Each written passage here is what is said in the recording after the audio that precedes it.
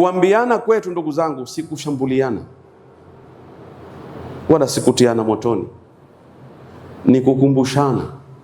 Wadhakkir fa inna dhikra tanfa'u almu'minin ya ayuha alinsan ma gharraka birabbika alkarim. Mungu amekufanya nini? Just a question.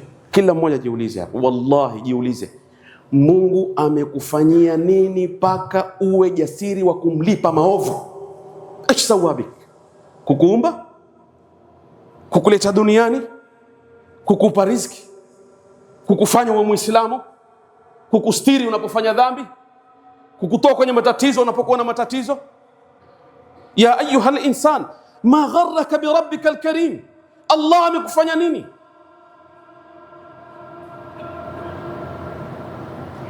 Allahu asda ilaykum ni'ama. Mungu amewamiminia neema zake. Neema ngapi? Wa in ta'uddu ni'mata Allahi la tuhsuha. Fahal jazaa'u al-ihsan illa al-ihsan.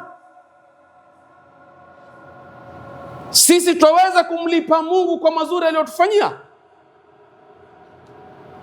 Basi hatushambuliane, tuambiana